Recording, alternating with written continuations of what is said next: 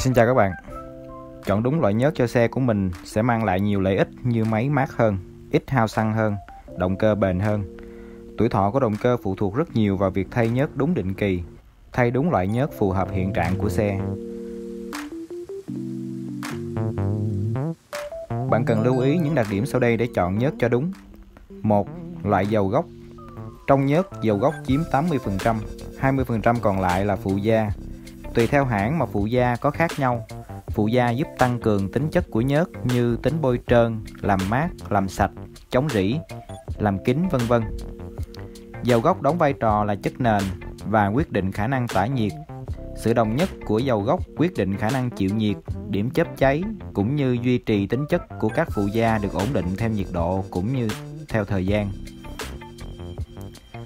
Có 3 loại dầu gốc là gốc khoáng, mineral, gốc tổng hợp, synthetic, full synthetic hoặc 100% synthetic và gốc bán tổng hợp, semi-synthetic. Những thông tin này sẽ được ghi rõ trên chai nhớt.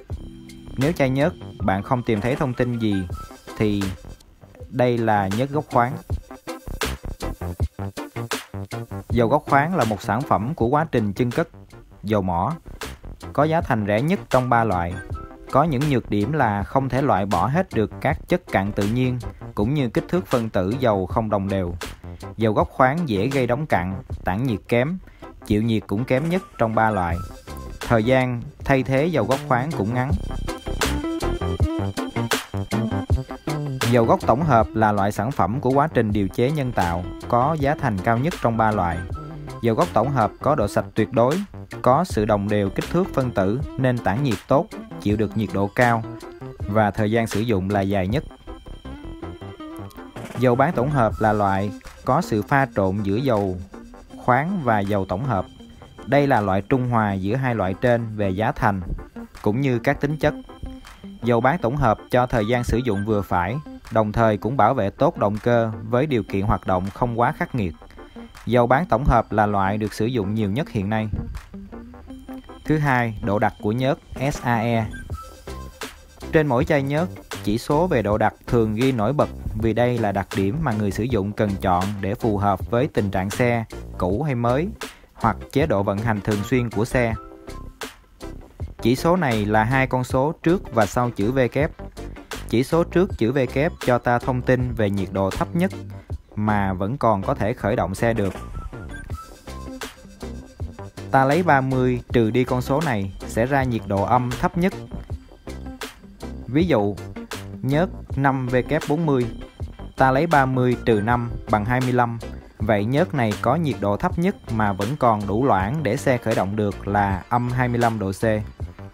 Chỉ số sau chữ V kép là độ loãng của nhớt ở 100 độ C, là nhiệt độ động cơ có thể đạt tới khi hoạt động ổn định. Chỉ số này được phân chia theo các cấp 0, 10, 20, 30 đến 60. Số này càng lớn thì nhớt càng đặc. Ở nhiệt độ này nếu nhớt loãng quá, màng nhớt mỏng sẽ không đủ lấp kín khoảng hở giữa các chi tiết nên máy không êm.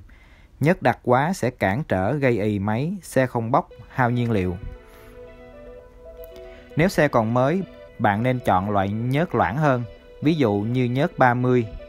Còn xe đã cũ, hơn 40.000 km, bạn chọn loại nhớt đặc hơn như 40 hoặc 50.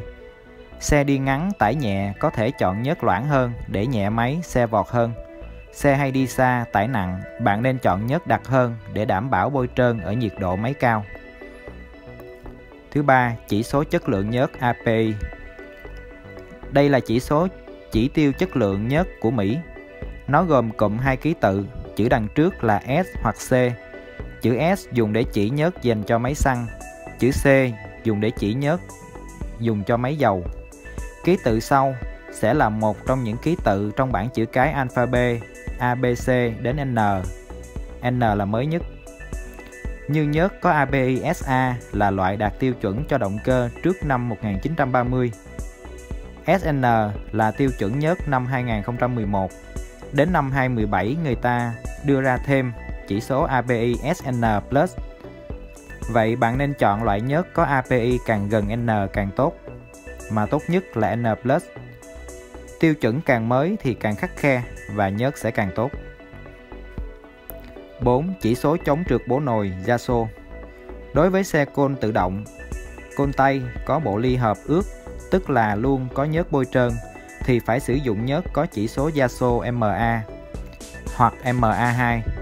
Loại này có hệ số ma sát đủ lớn để chống trượt bổ nồi. MA dùng cho động cơ có tua máy thấp, MA2 dùng cho động cơ có tua máy cao. MA2 mắc hơn MA, nên nếu xe bạn không đòi hỏi sử dụng tua cao thường xuyên thì nhớt MA cũng đủ đáp ứng. Chỉ số Yaso MB chỉ nhớt dùng cho xe tay ga. Nhớt này có hệ số ma sát thấp do không phải chống trượt bổ nồi, vì bộ ly hợp của xe tay ga nằm bên ngoài máy là ly hợp khô.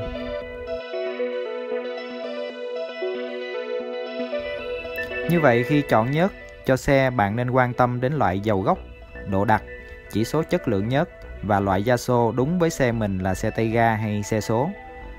Một điều hết sức quan trọng là chú ý phân biệt nhớt thật, nhớt giả. Vì nếu bạn mua nhầm nhớt giả thì tất cả các thông tin đặc điểm bên trên đều vô nghĩa. Xe có thể hư hỏng nặng nếu thay phải nhớt giả. Mình sẽ tìm hiểu thông tin về cách phân biệt nhớt thật và giả cho mỗi thương hiệu để chia sẻ với các bạn trong một video khác. Cảm ơn các bạn đã theo dõi. Thân ái chào tạm biệt.